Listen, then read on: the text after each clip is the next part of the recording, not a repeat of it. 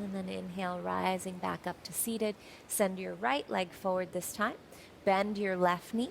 Step your left foot over your right. And if you so choose, you can always bend your right knee. Place the ankle or heel to the outside of your left hip for the full pose.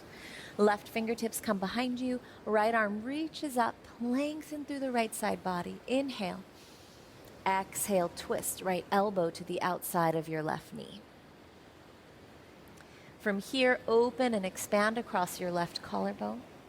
Gaze past your left shoulder. Press down through the right elbow and twist just a little bit more.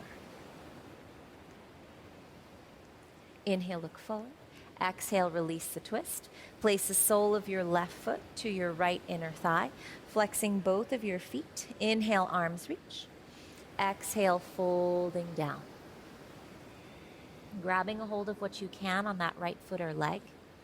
Thinking about pulling the outer right hip back as you lengthen the crown of your head forward towards your toes. Then take a deep breath in, and as you exhale, fold down.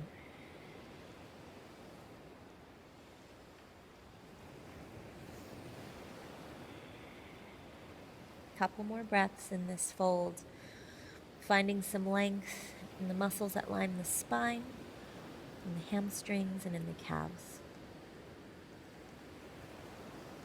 Inhale, rising back up to seated. Sending both legs out in front of you, I invite you to take your feet more to hips distance, finding Dandasana. Hands down next to the hips, just elevate the chest. Then flexing the feet, raising the arms up towards the sky. Inhale. Exhale, folding all the way down. Do your best once again in these forward folds. It's really not about the way the pose looks, it's about the way the pose feels. So making sure that as you fold, you don't go past your line of what feels good. So grab what you can, lengthen the back of the neck, draw the navel in, lift the quadricep muscles, and fold down to your best ability.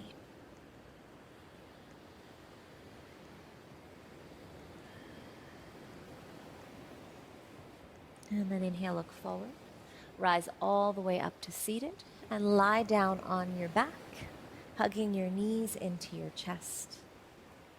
One final way to really de-stress the day is to take halasana and possibly shoulder stand. When you're in these two poses, you're basically placing pressure on a pressure point at the base of the neck that helps to trigger the parasympathetic nervous system. So it should be quite relaxing. Make sure that it feels good, and if it doesn't, you can just get a head start on Shavasana. Take your hands next to your hips, lift your legs up, and press your legs overhead, getting the hips up as well. Work from shoulder to shoulder, and then take your hands as high as you can on the bottom ribs, scooping with the hands so that the ribs press up towards the glutes. And feel free to stay here. If it feels nice here, stretching the back of the neck, maybe even the back of the lower back, and really just the lower back. And if you want to go upside down into your shoulder stand, lift the legs up one at a time. Squeeze the legs together. Don't look around at all in the pose. Try not to talk like I am. And this is a wonderful way as well to get the benefits of an inversion, because it is an inversion. Increase circulation. It's supposed to be very relaxing afterwards as well. One more breath. Slowly bend your knees if you're in shoulder stand. Even if you're in halasana, bringing the knees around the ears. Placing your hands flat on the mat. Slowly lowering the hips all the way back down. Extend your legs forward to straight. Take your feet as wide as the mat, coming back to where we started. Take your hands by your side, palms facing up.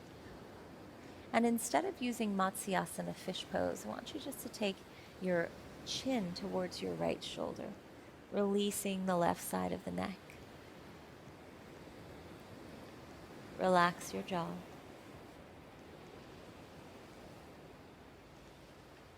Inhale back to center. Exhale, chin over towards the left shoulder. Releasing the right side of your neck.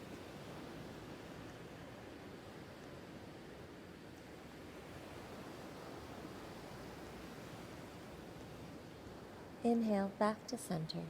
Take a deep, deep breath in. Sip in a little more air. Open your mouth, let it go.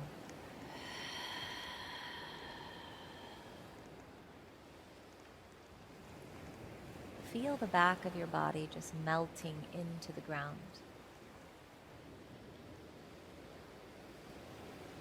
Then with that feeling, I want you to imagine all of the tension from your face, your neck, your shoulders, your arms, your hands, your legs, your feet, all of that tension melting down into the ground.